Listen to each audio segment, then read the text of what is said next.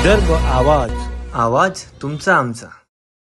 नमस्कार मंडळी, विदर्भ आवाज न्यूज चॅनल मध्ये आपण सर्वांचे हार्दिक स्वागत. श्रीकृष्ण जन्माष्टमी निमित्ताने कुंभारपुऱ्यात मूर्ती खरेदीसाठी भाविकांची गर्दी. 40 कुटुंबांचा पिढीजात व्यवसाय.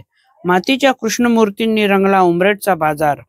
दरवर्षी श्रावणात अष्टमी तिथीला येणाऱ्या भगवान श्रीकृष्णाचा जन्मोत्सव साजरा करण्यासाठी उमरेड शहरात भाविकांचा उत्साह ओसंडून वाहत आहे. जन्माष्टमीच्या पूर्वसंध्येला इतवारी बाजारपेठेत रंगीबेरंगी देखण्या मातीच्या कृष्ण मूर्तींच्या दुकानांवर खरेदीदारांची प्रचंड गर्दी झाली होती. लहान थोर कृष्ण भक्त आपल्या लाडक्या कान्होबाच्या मूर्ती खरेदीसाठी बाजारात आले होते. पूजेच्या अन्य साहित्यांसह कदंब झाडांच्या फांद्याही विक्रीसाठी उपलब्ध होत्या.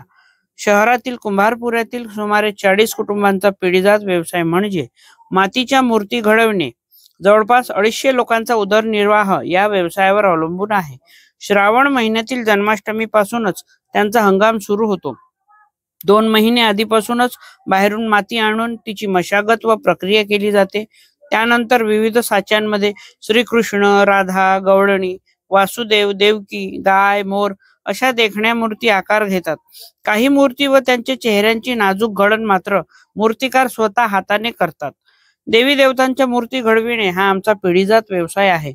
किती पिढ्या या कार्यात खर्ची गेल्या हे सांगणे कठीण आहे, असे युवा मूर्तिकार राहुल वजे सांगतात. प्रत्येक कुटुंब 50 ते 100 मूर्ती घडवतात.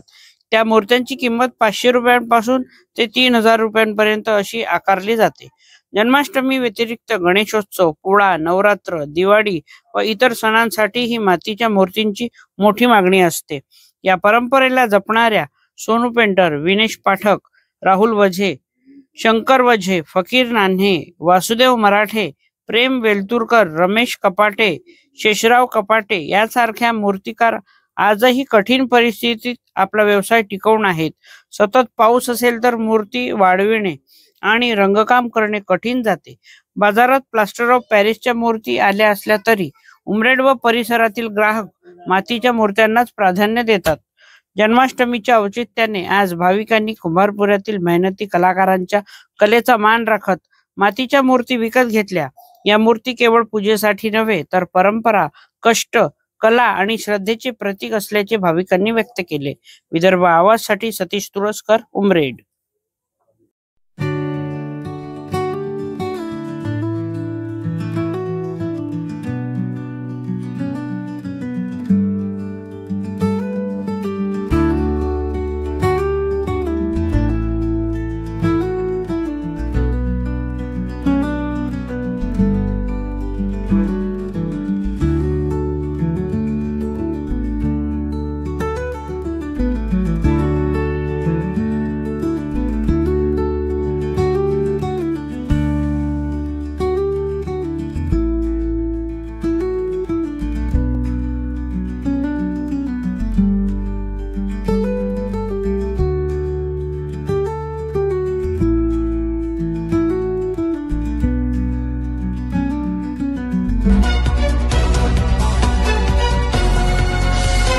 विदर्भ आवाज, आवाज तुमचा आमचा.